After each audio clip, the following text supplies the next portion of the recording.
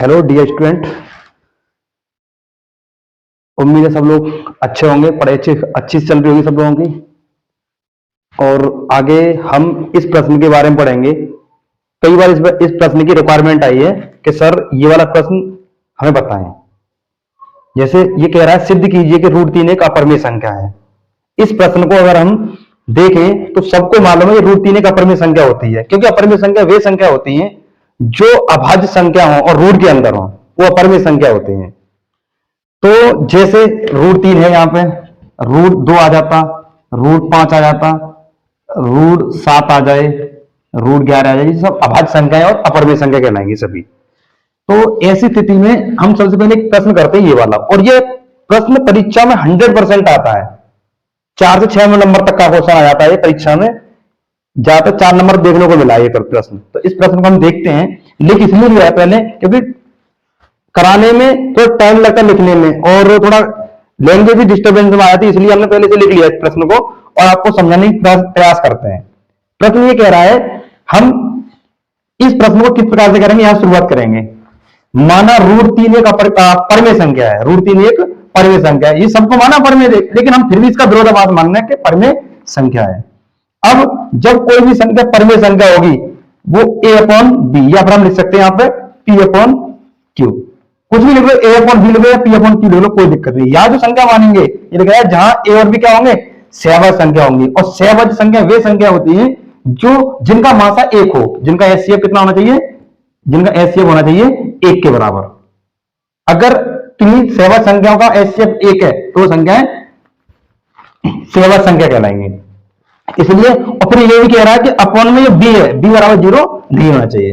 अब क्या किया हमने इससे आगे, दोनों पक्षों का वर्ग करने पर, जब हम दोनों पक्षों का वर्ग करेंगे तो रूट 3 का वर्ग ये हो गया बराबर a का स्क्वायर अपॉन b का स्क्वायर। फिर हमने क्या किया, रूट 3 का वर्ग होता है 3, a square upon b square ऐसे लिख दिया। उसके बाद हमने b स्क्वायर के 3 में कर दिया मल्टीप्लाई, उसके बराबर a स्क्वायर, फिर b स्क्वायर अपनी जगह 3 का हमने कर दिया भाग, तो a स्क्वायर अपॉन 3, ये सभी का फर्स्ट मान लेंगे यहीं पे ऊपर। उसके बाद हम क्या करेंगे, यहां पे लिखेंगे, जैसे मान लो ये 3 से a स्क्वायर डिवाइड हो रहा है, तो यहां लिख दिया a स्क्वायर 3 से विभाजित है। अगर a स्क्वायर 3 से विभाजित है तो a भी 3 से विभाजित होगा। इसका मतलब क्या समझो, जैसे आपसे कह दिया जाए 25 जो होता है वो 5 का स्क्वायर होता है, मैं आपसे कहूं 25 5 से विभाजित है तो 5 का स्क्वायर भी 5 से विभाजित होगा। ऐसे आगे मैं आपसे यह कहूं 15 का वर्ग 5 से विभाजित है, तो आप यही समझ जाएंगे कि 15 का वर्ग का मतलब होता है 225, तो ये 5 से विभाजित होगा, 5 तक 20 पचम 25, और 15 का वर्ग अगर 5 से विभाजित है तो सिर्फ 15 भी 5 से विभाजित होगा। हो रहा है, वही चीज यहां सिखाना चाह रहा है कि अगर a स्क्वायर 3 से विभाजित है तो a भी 3 से विभाजित होगा। उसके बाद ये टर्म हम यही छोड़ देंगे। उसके आगे हम यहां से लिखेंगे कि a बराबर 3c, थोड़ा इससे आगे अगला स्टेप है, a बराबर 3c मान लेंगे। इसके आगे अब हम मान लेंगे, यहां पे लिखेंगे अब a बराबर 3c मानेंगे। हालांकि अगर यहां पे हम p/q मानते तो हम p बराबर क्या मानते हैं, 3r मान लेते। अब दोनों बच्चा फिर वर्क करेंगे इसी तरीके से, जब किया तो a स्क्वायर हो गया बराबर 9c स्क्वायर हो गया, ये समीकरण सेकंड हो गया। यहां पे लिखा है समीकरण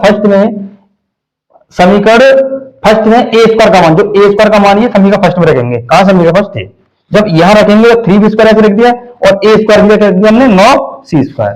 फिर हमने क्या किया, 3 से 9 काटे 3 बार और b स्क्वायर बराबर c स्क्वायर हो गया। अब कहने का तात्पर्य यहाँ पे ये है कि b स्क्वायर तो अपनी जगह है, इस 3 का दे दिया मैंने इधर भाग, तो ये c स्क्वायर बराबर c स्क्वायर बराबर b स्क्वायर अपॉन 3।